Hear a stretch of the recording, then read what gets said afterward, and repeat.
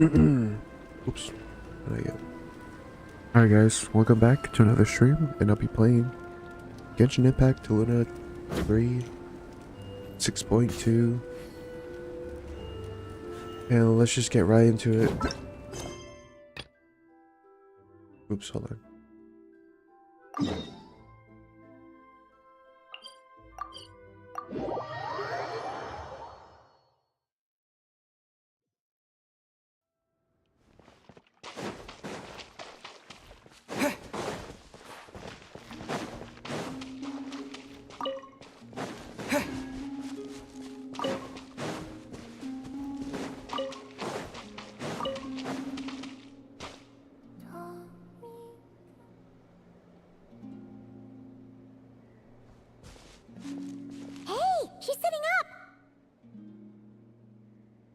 Is me sitting here a rare sight? No, we just thought you'd be resting. Perhaps I would have been, were it not for the sudden arrival of some unexpected guests. Not that I consider it a disturbance.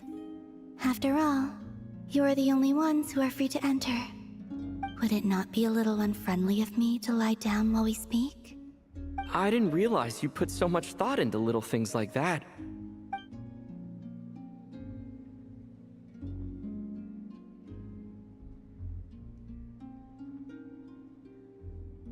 Only sometimes. There have been moments lately where I think about you and your companions. They are warm, mysterious, and cozy memories. Very few of my past memories are anything like that. They say that travelers return home bearing bags full of souvenirs. But my luggage was empty, and I believed it would stay that way. Return home? So, you're still planning on returning to the moon? Yes. This planet continues to reject me, reminding me that I do not belong here. If I remain in Teyvat, there will come a day that I disintegrate. And I don't mean reduced to dust, or turned into food for the flowers. I mean, I will cease to exist entirely. Alright then. Well, we're sure gonna miss you. But it sounds like we'll have to say goodbye. How do you intend to return? The moon prayer night is soon to arrive. On that day, the moon will be closest to Teyvat. The Kuvaki in this land will reach its peak at that time. I merely need to grasp the tide, and with relatively little effort. Oh, Paimon gets it! It'll work like a slingshot! You make it sound like she's gonna get blasted up to the moon. If I did that, I suspect I would crash into the false sky. I will be using a much gentler approach. But I do like the analogy. It's fun. You see? She gets Paimon's sense of humor. In the blink of an eye, the time has come to part ways. It does feel that way, doesn't it? Time seems to fly fastest when you are enjoying it. I have always thought of myself as a wanderer on this earth, and it has never expressed any desire to keep me here. Yet, just as I plan to depart, it tugs at my arm. Is this a gesture of affection? Or is the world mocking me? Oh. Were you hoping I can answer that? Yes. You are a traveler, so you must have a lot of experience in this area. Then, what I would say is, enjoy the moment.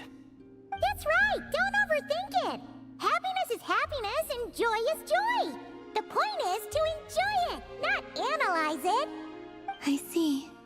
Then what I would say is, even though I am very tired right now, I am still happy. I can't tell from the tone of your voice. Oh, really? You don't think I sound happy? I'm just kidding. I could tell you were in a good mood today from the moment we saw you. Ah, a joke. Albeit not a funny one. Anyway, I assume you're here about you-know-what. Give me your hand. Actually, it's not that. There's something else we wanted to discuss with you. Oh. Then, do you still want to give me your hand? Or not? Sure.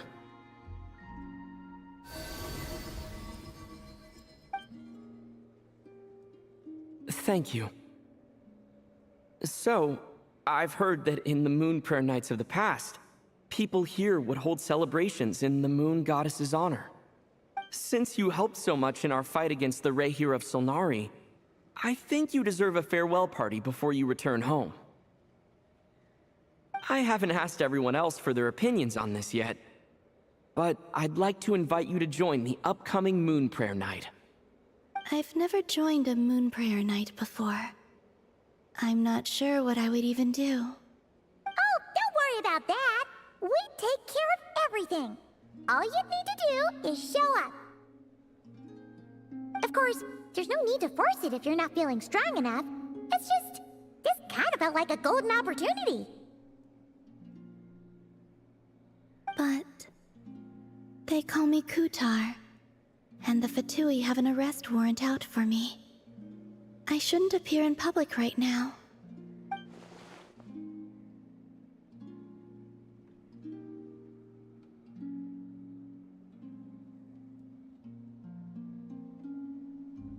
I'll make it work.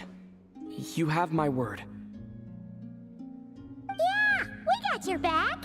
Well, he does. Paimon's actually not too sure what he's planning. All right, if you're sure. I will not refuse your invitation. I suppose it wouldn't hurt to pack a few more sights from this world into my suitcase before finally learning what my homeland looks like. Oh, if you see Lauma, please tell her that my answer to the question she asked me is neither yes nor no. Rather, it is. There is no need. That was kind of cryptic, but sure. Guess it's between the two of you. We'll pass along the message. Bye for now.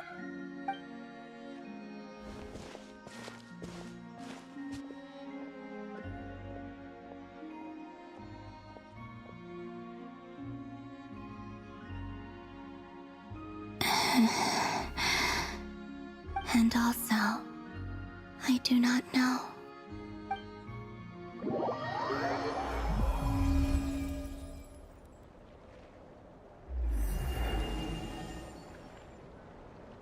Since she's agreed to join the festival, let's go see who else wants to take part.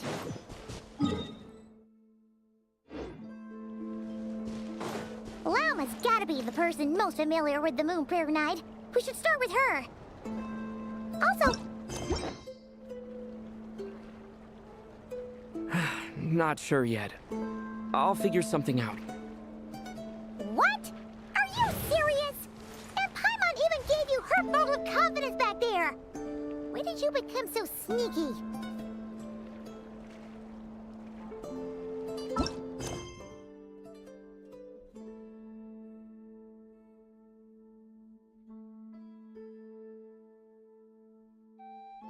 That's actually crazy because I can't make this quest, but you know what?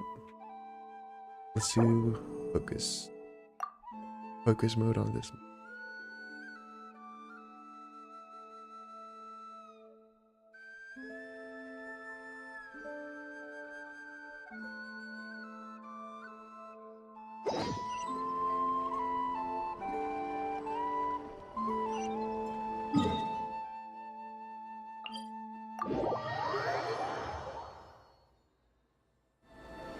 Take me up! Burn it down!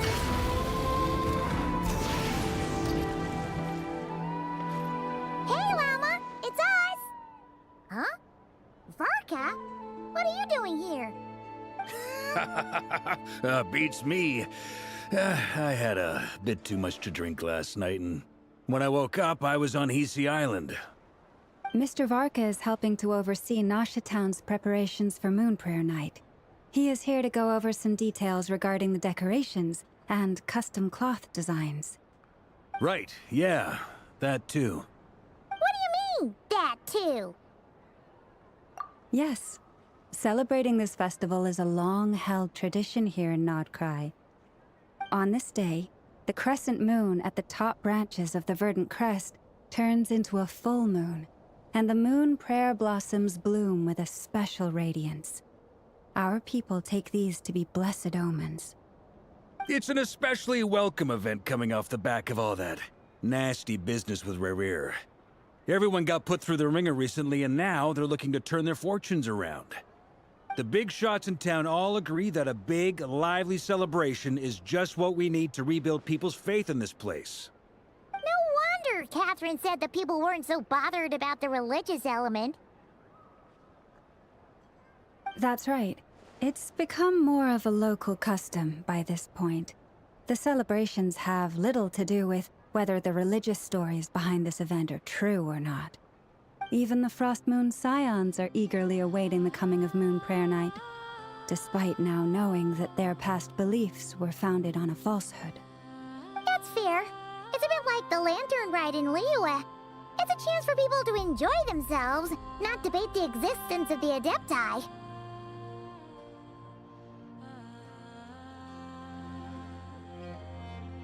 Oh, one other thing!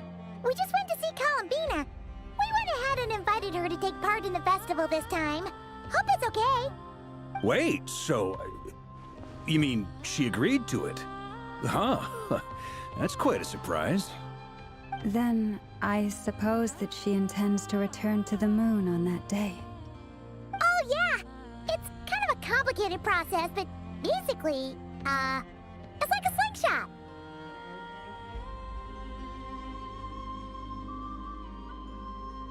I understand. In truth, I had a feeling that she might make such a decision. Well, if Kuthar has decided to participate in the festival, we should prepare accordingly. Yeah, exactly. She was saying how it could be risky for her to show her face in public. We were wondering if there was any way we could hide her. Unfortunately, the people who carved the statues did an excellent job of capturing her likeness. It will be very challenging to hide a goddess whose face everyone is so familiar with. Darn! We may have bitten off more than we can chew here. Nah, don't sweat the small stuff. We can handle that. Huh? Are you saying you have a plan? Not as such, no, but the most important thing with a festival is to keep the mood light and your spirits up. You can't go preparing for a festival with those long faces. You'll never convince anyone to enjoy themselves. The Mondstatter spirit is strong with this one. As it happens, I agree with Mr. Varka. Let's start by making our appreciation for Kuthar the beating heart of the festive atmosphere. And who knows? Once we get the ball rolling, perhaps everything will just fall into place. Hey! Did you catch that? Lama said the thing! Or close enough, at least. I'm looking forward to the Moon Prayer Night already. We have a festival in Mondstadt called Windbloom, and you can always tell which couples are celebrating it for their first time by the smiles on their faces. Big, beaming smiles like their whole face is glowing. And I have a feeling we'll get to see that same smile on the Moon Goddess's face at this festival. Not quite the same, surely. Anyway, I'll take care of business in the city, but I'll have to leave the decor up to you and the Frost Moon Scions. No one else can capture that traditional aesthetic quite like you guys. But lastly, there's the final key element that brings the festival to life. Companionship.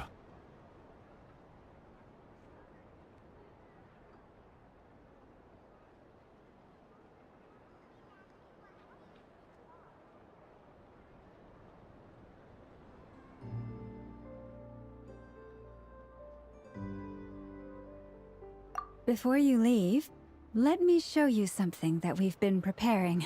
Mr. Varka had asked to see it already, so you may as well tag along. Also, I have some further questions about Kuthar's decision.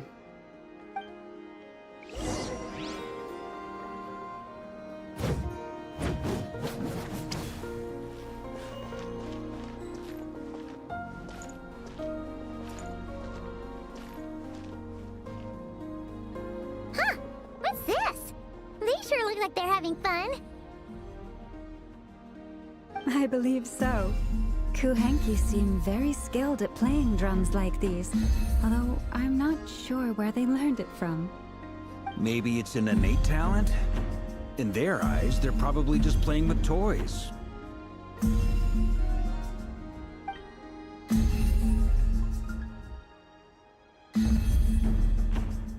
Wanatar! You wanna play too?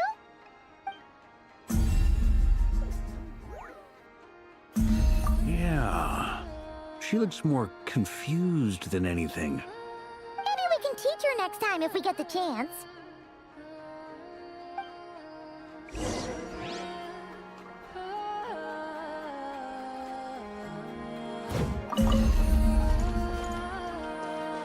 What are these floaty things? Moon veils. We hang them from buildings in the city during the festival. When you look at the sky through them, it creates a lovely misty effect.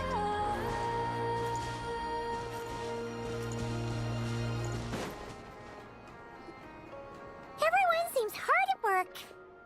They're preparing items for Moon Prayer Night. For instance, the sculpture being made over here, Mr. Varka and I were just finalizing the details of where it will be placed.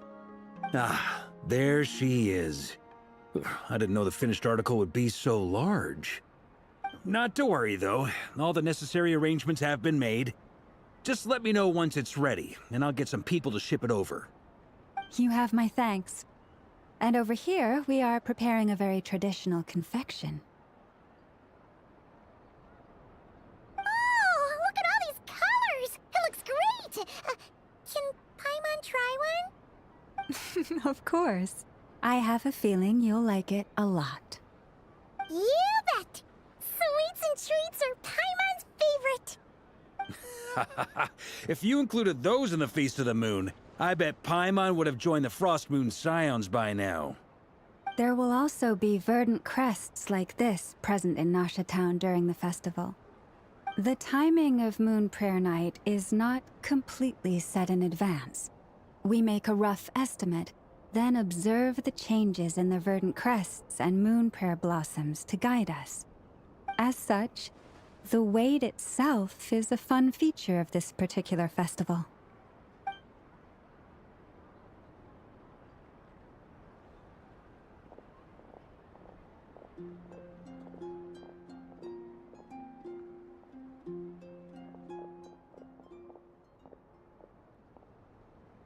Let's talk here. To tell the truth, I am very surprised to hear that Kutar is willing to participate in the festival. I once asked her if she'd be willing to stay with the Frost Moon Scions. I could introduce her to everyone, and we could be a family to one another. She did not answer, but she has not appeared here since. I took this to mean her answer was no, but if that were the case, she would not have accepted this invitation.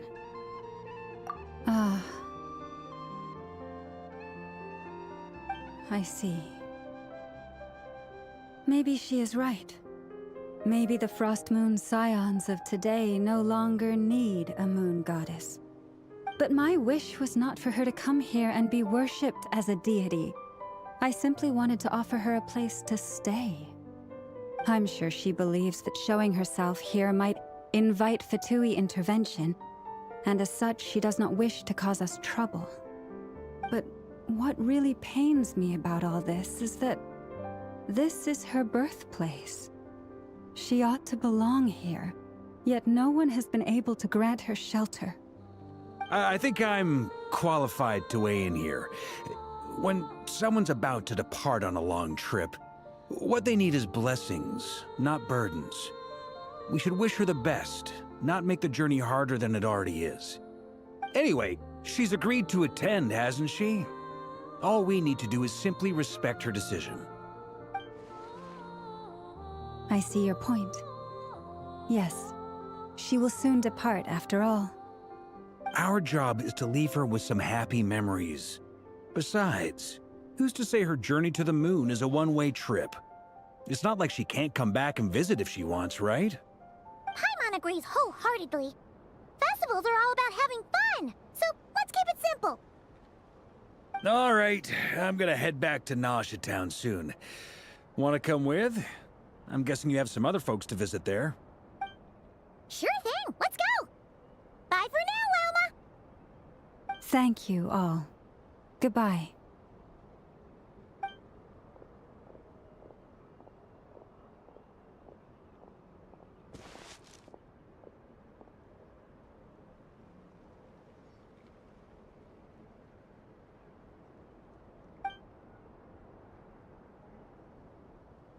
What's up? How's it going? Welcome to the chat. Welcome to the stream.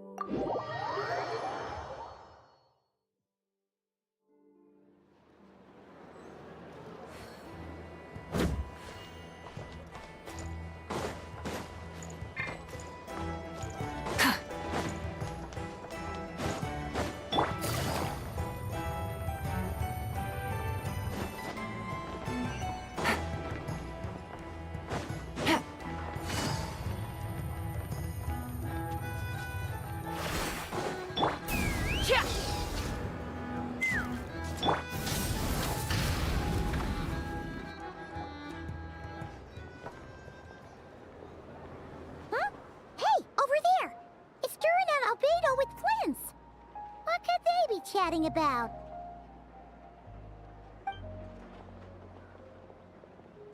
Your guess is as good as mine. Ah, Grandmaster, and the Traveler in Paimon. Hello there. It's been a while. Perfect. We have some new volunteers for our investigation. Wait, let me guess. The righteous Lightkeepers are finally ready to hunt down the Abyssal Dragon? Haha. Yes, that too. Yeah, right. Oh, wait. Why does everyone keep saying that too? Well, to be precise, the facts match, but not the causality. Wait, so I guessed right? Half right. Don't act so impressed with yourself. Maybe I can explain. We ran into Mr. Flint's north of Nausea Town. At that time, we just noticed a few abyssal creatures out in the wild, but the strange thing was, I didn't detect any traces of abyssal energy on them at all. On closer inspection, we realized that they were not real monsters, but something akin to reflections in the water, or perhaps a mirage. Huh? What do you mean? Like, you could see them, but not touch them? Exactly. It was very peculiar. They roared and tried to attack us, but we could not make any physical contact with them. I think I've heard of things like that happening in Nocturne before, but I don't know much about it. Yes, it's a known phenomenon. Mirage-like illusions tend to appear in Nodcry in the run-up to Moonprayer Night. From a distance, they appear quite real. I myself thought that Misters Durin and Albedo were locked in battle with abyssal monsters when I first arrived.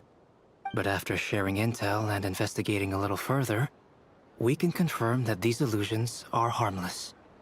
There is no great cause for concern. All the Mirage stories I've heard are either animals, rocks, or small houses. Abyssal monsters, though? That's a first. It's a first for me, too. So I'm planning to look into it further just to be on the safe side. I intend to inspect a few more locations. What about you two? Any plans? Alice contacted me a few days ago. She'd like me and Durin to assist her with an experiment. But we lost contact shortly after receiving the message. I'm sure that comes as no surprise to anyone familiar with her. We don't know when the wind will blow, yet when the wind blows, we will know. That, in a nutshell, describes how Alice operates. Yeah, that tracks. Okay. Well, I suggest we investigate this Mirage business in the meantime. It's piqued my curiosity, and I'm pretty sure I know someone who will already be 10 steps ahead of us. Well said. Right? Whatever's happening in Nocturne, she always seems to be the first one to know. Let's go see what she knows. We can invite her and her staff to the festival while we're at it.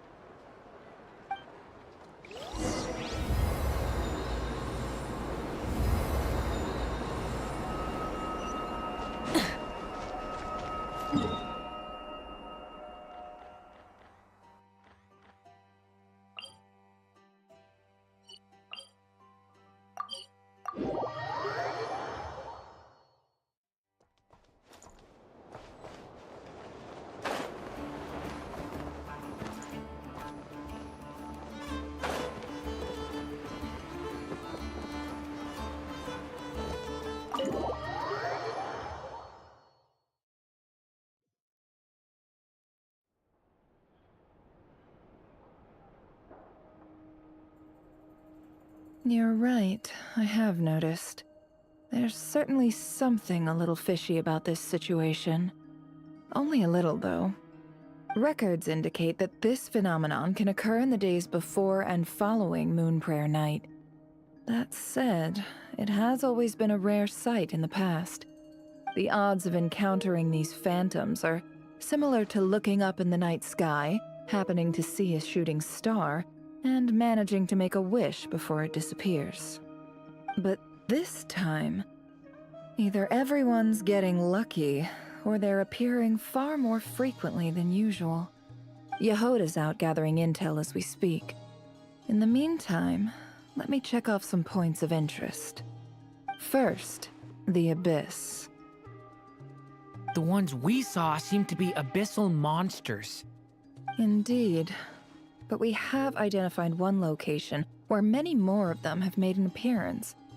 And not just monsters, but human phantoms too. Given the scale and nature of the phantoms, it's almost as if someone's last memories are coming to life. Or perhaps the memories of multiple people. Oh. So you mean the phantom monsters are hunting down the phantom humans? Exactly. The phantoms can interact with each other, but we have no means of intervening. In addition, some of the human phantoms would seem to be from the very distant past.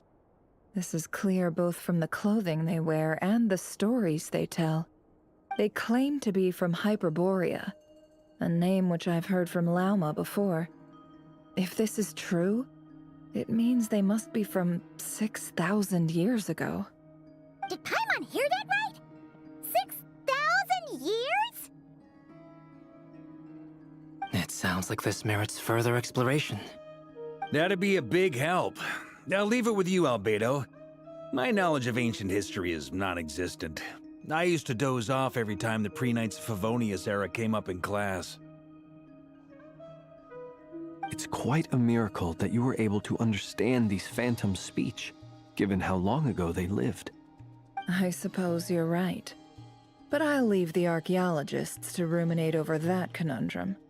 As an intelligence broker, my sole interest is in the value of the information I gather. Which, in this case, hopefully means earning myself some good favor with our dear Lady Moonchanter. So calculating. Whew, this intel broker logic always catches Paimon by surprise. Sounds to me like we could split the work up. I think the abyssal phenomenon is best left to Albedo, Flint's, and me. Agreed. It coincides with my duty as a lightkeeper. For my part, I'd like to understand the Abyss better. Even a little knowledge would go a long way. This is certainly a rare opportunity to study the Abyss. But even rarer, perhaps, is the chance to make contact with the Ancients. The Curatorium will take the lead on investigating the Hyperboreans. We put in the work to learn what we know so far. It seems only fair that we get some quantity of exclusive intel. That just leaves our trusty team of 2 unassigned. Since you became an honorary knight, of course. This was part of my grand plan all along. Ha ha ha! Oh yeah, by the way, we managed to convince Columbina to come to the Moon Prayer Night celebrations. Would you and Yehoda like to join too? She agreed to that? Huh. Quite an achievement. Never underestimate the traveler, I guess. I'd be happy to join. No point shutting myself inside when the streets are all decked out. I doubt any clients will be visiting during the festival in any case. And Yehoda loves a party, so I'm sure she'll jump at the opportunity.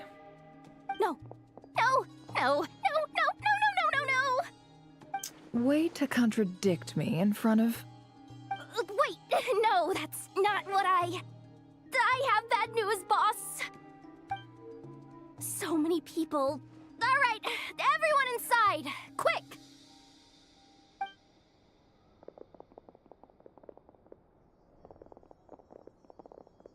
This is gonna sound crazy, but hear me out. I saw one of those phantoms at Star Sand Shoal, and it was some sort of flying ship. Like a spaceship? That's gotta be the one you came to Tibet in. You said you saw the same thing through the moon marrow, right? Huh? You already know about it? Ugh, I thought I was gonna blow people's minds. Turns out I'm the last to find out. Wait, back up. You came here in a spaceship? Now my mind is blown! What's it like on the inside? Was it like flying through space? I want to know everything! Yep, exactly. Huge discovery. You're the best, second best intel broker in the world. After your boss, of course. Wow. Really? Well, I don't know if I'm all that, but... I guess that decides where we're heading next. Come on, don't look at me like that. I know the spaceship doesn't have anything to do with me, but you don't want to leave me as the only one twiddling my thumbs, do you? Please? Fair enough. You can tag along. In that case, let's meet back here to discuss our findings once we're done. I wish everyone a productive investigation. You too.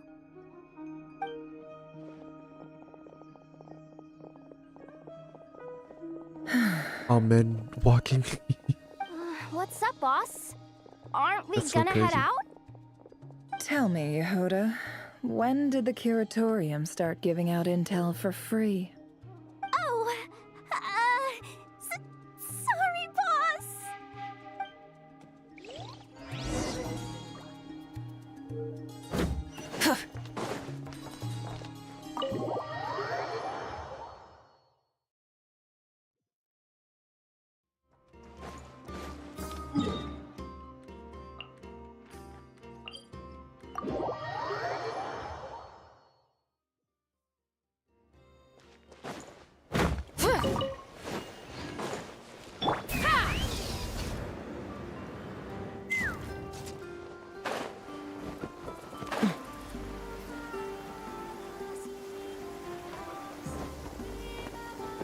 I'm falling.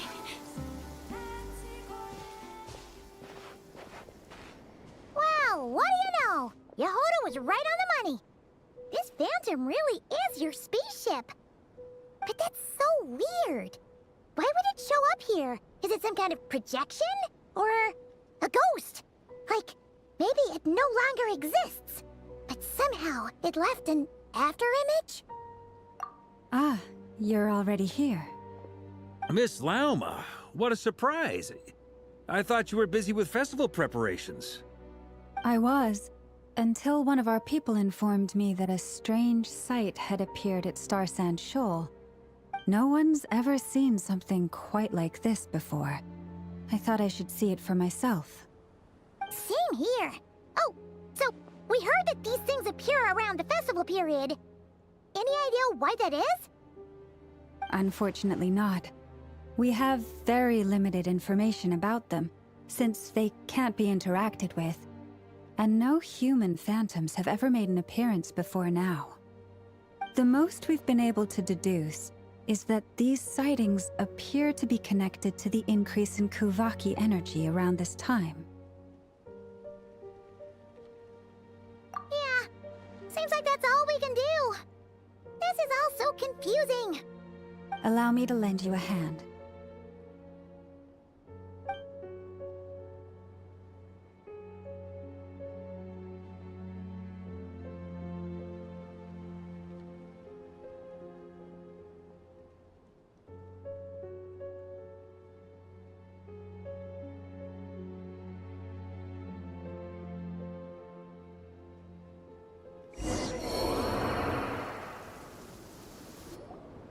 Everyone, our friend here should be able to provide us with some information. Is that a phantom Rhymehorn deer? I've heard about how the Frost Moon Scions live in harmony with the animals and can even communicate with them. That's coming in handy now, for sure. Okay. Yes, I understand. Then how about this?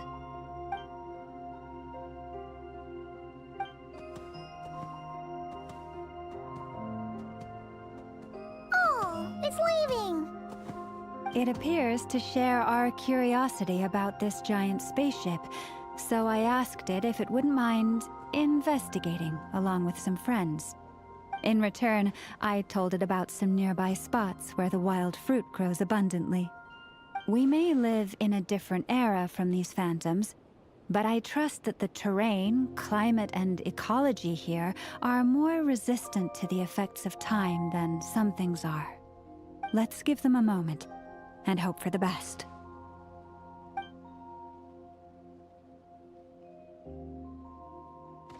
All back together? Must have been a lot of fruit. Indeed. Now let me ask them some questions.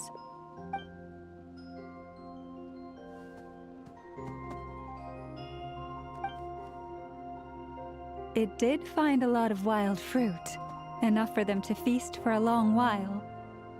This puffin circled in the air several times, but didn't spot anything out of the ordinary. Certainly nothing to do with the spaceship. Huh. Well, it definitely makes sense to get a bird's eye view. Indeed. Other than that, I was also thinking that the world these phantoms see is also different from ours. Oh, I get what you mean.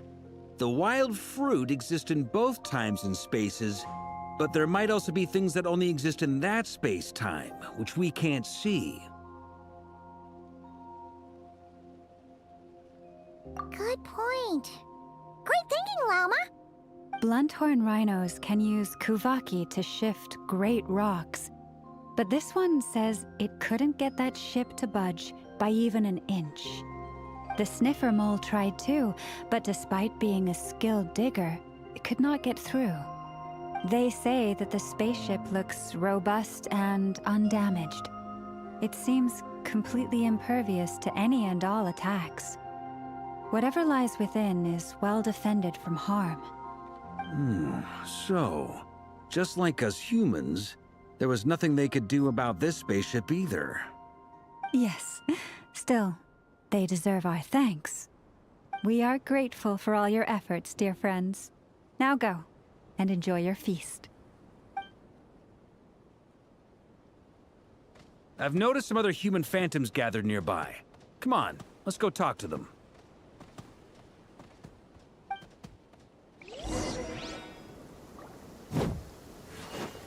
Light it up!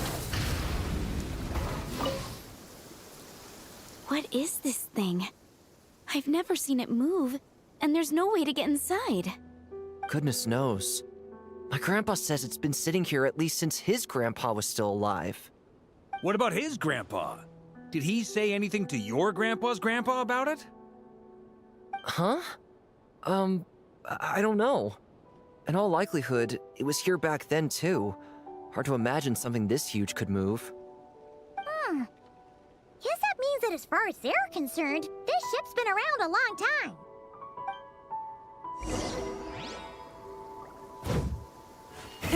Rev the engines! Come on, brothers. If we can get even a small chunk off of this thing, it's gotta be worth a fortune.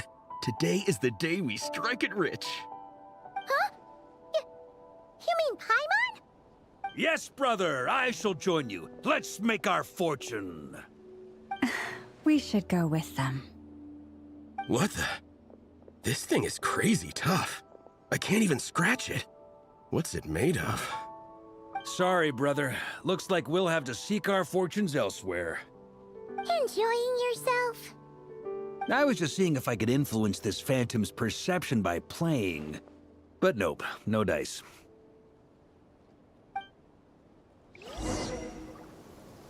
I'm sure we're all starting to build up an idea of what's going on here now that we've spoken to some of the people. These phantoms are reenacting real historical events in Nodcry. It's almost like we're in some kind of interactive stage play. We can talk to the actors, but the plot is fixed, and we can't influence it. It makes sense. History is set in stone. The objective facts of the past cannot be changed. Paimon totally thought you were just goofing around earlier. But actually, you were doing some serious investigating. Of course I was. Anyway, at this point, I think we're forced to conclude that although the Phantom spaceship is right there in front of us, we aren't going to learn much about it from these people.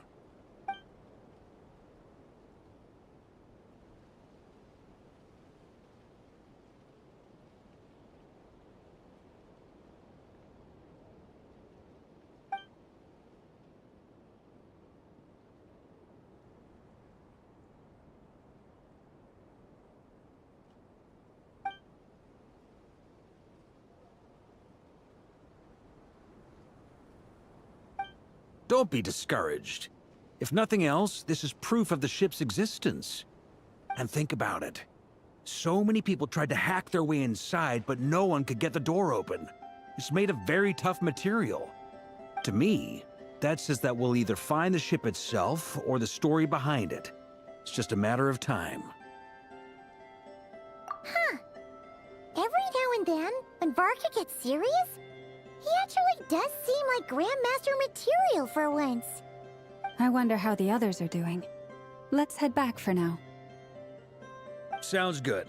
Also, drinks are on me if Team Knights of Favonius is the first to finish. Wait, we have a team name now? Am I in Team Knights of Favonius as well? You're very welcome to join. We've even got a cathedral ready for you. Isn't that technically blasphemy? You wouldn't dare make a joke like that if Barbados was in earshot. Nah, I'm sure Barbados doesn't mind a little harmless blasphemy once in a while.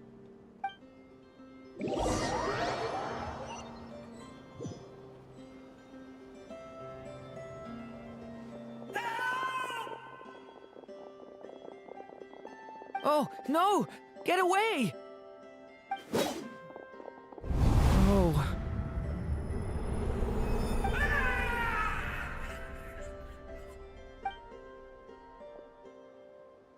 I know it's hard to stomach, Mr. Duran.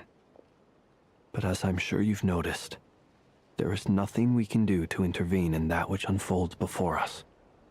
But we have to at least try. And try you have. But are you aware of how many unsuccessful attempts you've made now? I wasn't keeping count.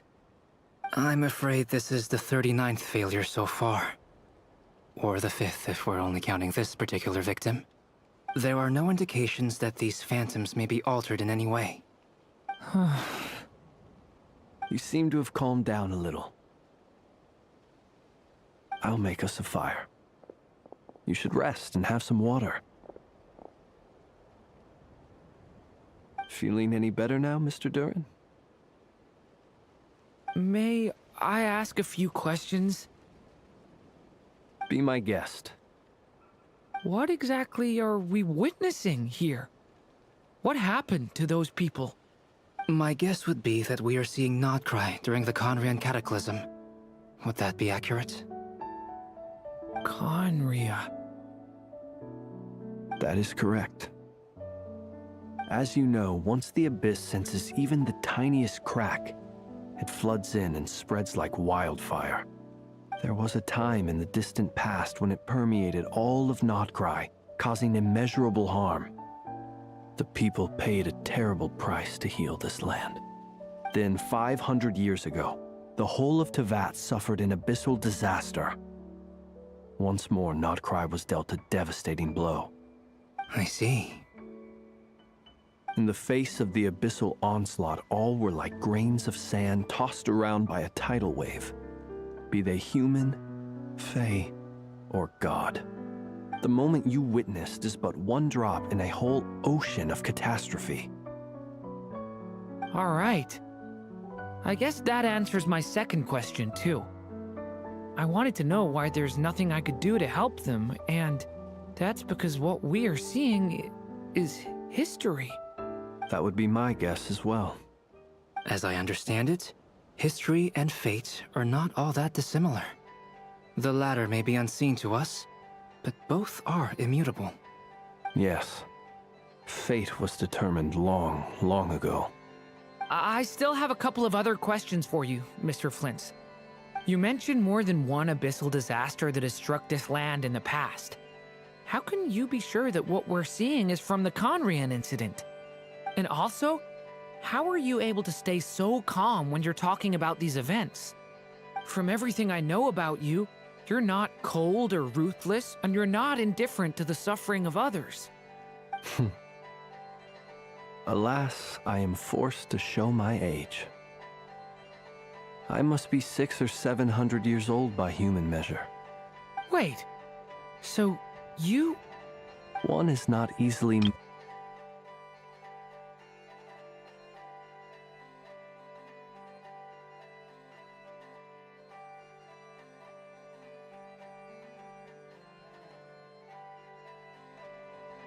I'm sorry.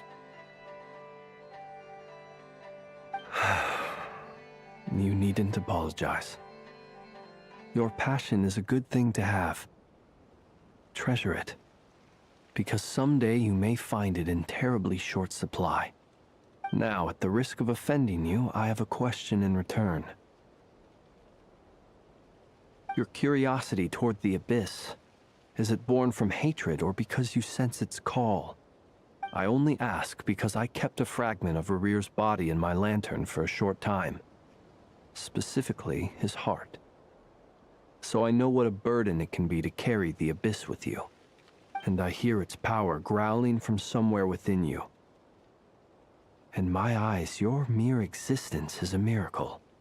My honest answer is... I don't know. I don't think I have the confidence to say for certain. What I will say is the abyss is not the only issue that haunts me. Even before I became who I am today, the question dogged me constantly. Should I even exist at all? My doubts remain unresolved. But when we fought Rarir, something became a little clearer to me. Sometimes it is the darkness within us that allows us to achieve the impossible. I certainly got the sense from your 39 attempts that you were trying to achieve the impossible. It sounds like you've resolved to see the truth for yourself. Absolutely. In that sense, he and I are quite similar. Then I wish you every success. I look forward to the day of your transcension. Well, if everyone's caught their breath, I suppose we should head back. Oh, and one last thing.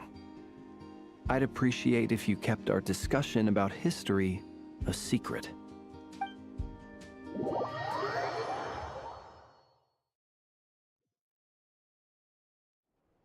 Incredibly, our separate investigations led us all to the same conclusion.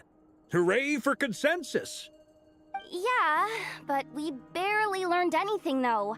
I totally thought this would be the mother lode. Talking with the ancients? I mean, come on! But nope. All we got was useless snippets of conversation. And all this stuff about moons and hyperopia. What a load of baloney. Seems like people back then had a few screws loose. I understand your frustration. We found the same issue. Each phantom only showed a very brief moment in time. There isn't much value to be found in these miscellaneous fragments of a civilization's history, no matter how glorious it may have been. If there's a silver lining, it's that these phantoms are harmless to the present reality. They shouldn't get in the way of the festivities. Paimon agrees. And not just because it's the first thing she understood in this whole conversation. You look disappointed, Nefer. Is something the matter? What do you think? We all worked our tails off, but the only one to gain anything from it was you, Lady Moonjanter. Well, please do share the Hyperborean records with me.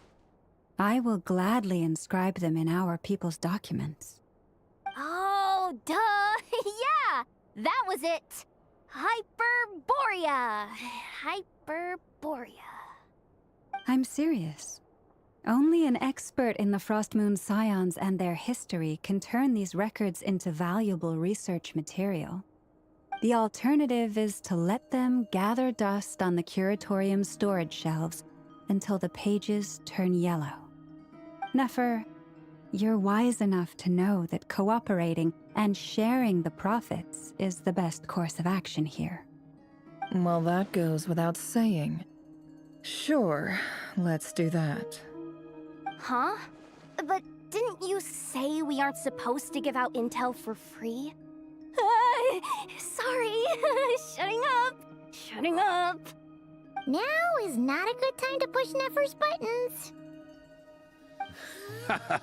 Anyway, back to Moon Prayer Night. I'm thinking that we should prepare something a little special, aside from the usual decorations and so on. You mean a parting gift? Can't go wrong with food. Although, does food go bad on the moon?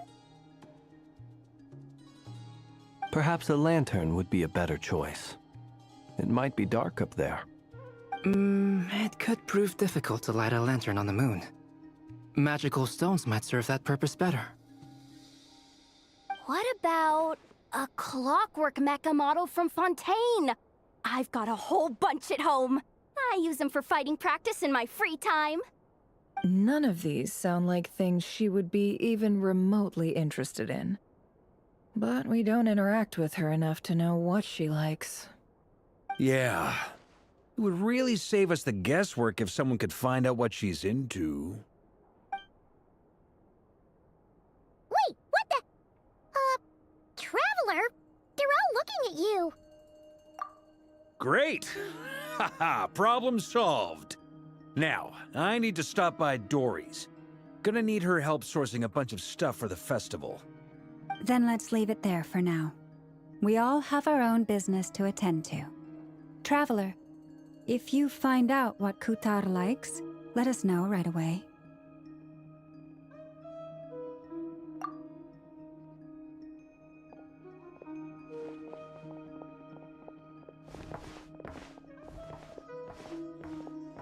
Is something the matter?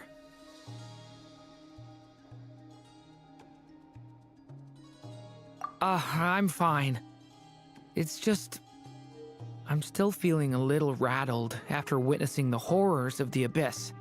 But it's okay. This is something I have to work through. I'll be all right. Thanks for your concern. Well, don't put too much pressure on yourself.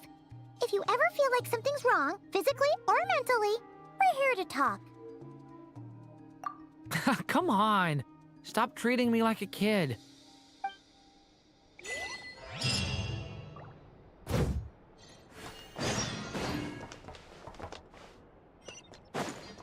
Which is why we need a lantern guaranteed to work on the moon. Yes, I have a few ideas, but the lantern itself is the easy part. The real issue is how little we know about the lunar environment. Wait, you two are serious about this? Let's just say I'm intrigued by these shining magical stones that Mr. Albedo has mentioned.